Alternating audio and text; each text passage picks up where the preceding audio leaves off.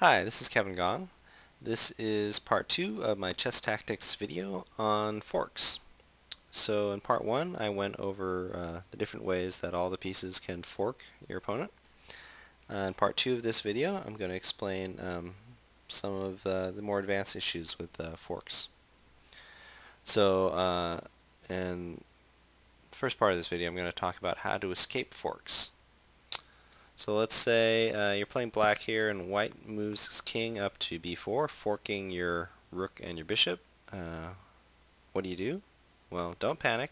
Don't think, oh, I'm forked, I'm going to lose a piece. You can get out of this fork really easily. Just slide your rook over to the side, say to h5, and your rook's out of danger, and it's still protecting the bishop, so the king can't take the bishop. Okay, so always, if you do get forked, always look for ways to get out of it. So let's say white moves the pawn up to c4, forking the knight and the rook. Now you can't use the trick of just sliding the rook over. You'll save the rook, but he'll still take your knight, and then you can take the pawn. So you're trading your knight for his pawn, so that's no good. So you can get out of it without actually losing anything. You move your rook down to d2, check. So check is very important because it gains you a tempo. Even though your rook is on b5, it's just kind of hanging out there waiting to be taken by white. White can't actually take it because he has to deal with the check first. So let's say white moves the king over to h3. Now you move your knight to safety, and both your pieces are free of the pawn attack. Okay, so check is very valuable in escaping forks. So let's look at another position, very similar one to the last one, but in this case you're forked and you can't use that check trick. You can't move the rook down to d2 because there's a white rook on c2 preventing you from doing that. So how do you get out of this fork?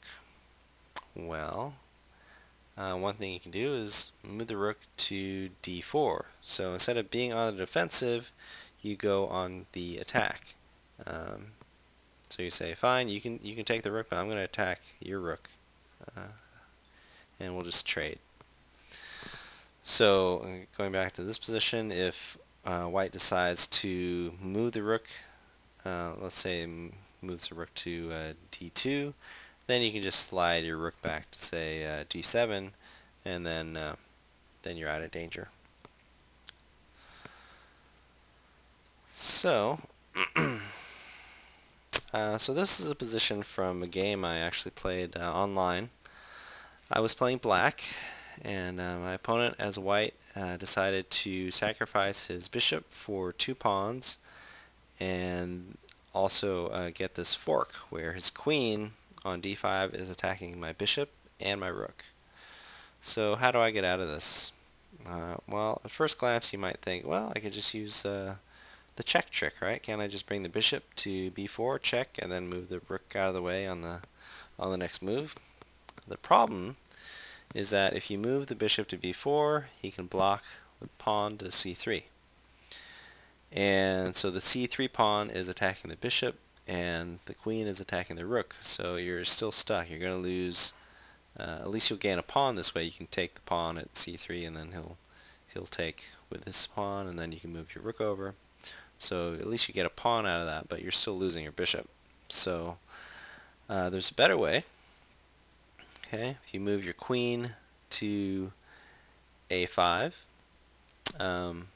now if he blocks with pawn to c3 or bishop to d2, there's actually a little sneaky trick here. If he blocks in either of those ways, then you bring your bishop, takes f2, check.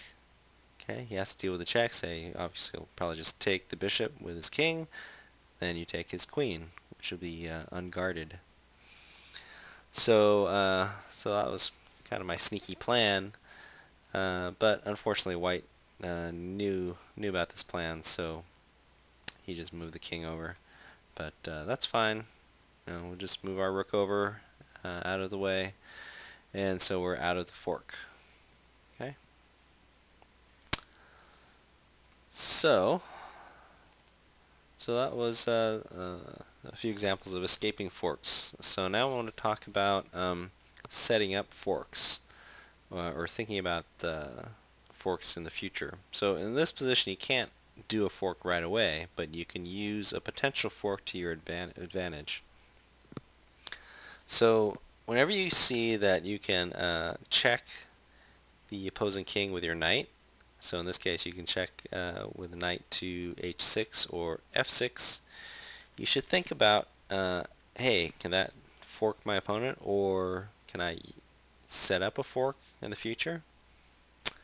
So in this case, the best move is simply take the knight with the rook. Okay, at first glance you might think that's crazy. You'll just take my rook. Why would I do that? Well, if he does that, hey, you got this fork. Check, attacking the king and the queen, and then he'll move the king and you win the knight. Or sorry, the queen. So going back to this position, in essence, this knight is free. You're free to take it. I mean, if black knows that if he takes it, you'll be forked.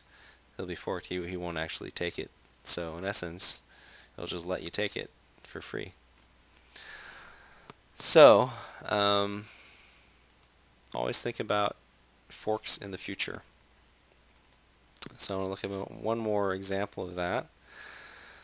So in this position, black is attacking the knight with the rook and the queen, and it's only protected by the bishop. So if we don't do anything, black can just take the knight, we'll take with the bishop, then he'll take with the queen, and he'll have traded his rook for bishop and knight, which he'll probably want to do. So you might think, well, I guess I'll have to move my knight back. But you don't have to. If you think about forks in the future, we'll move the rook over to d1. So first of all, this is threatening a fork immediately. If we take the knight at d7, we're forking the king and the queen. And notice that our queen at f5 is protecting that square. So let's say black takes the knight, we take with the bishop. Oh, actually, go back here. So when he takes the knight with the rook, he's actually protecting the d7 square. So we can't actually take rook takes, can't play rook takes d7 now. So we'll take the rook with the bishop, and if he takes the queen, now we've got our fork. Take the knight, check, and we'll win the queen. So those are a couple of advanced forking techniques. Something to think about. So to get better at forks, just think about them. Go through examples. There are examples on the web of some problems you can do. A lot of mate problems. Mate and 2, mate and 3 problems have forks in them. So I hope you've learned about forks in these 2 videos. Thanks for watching.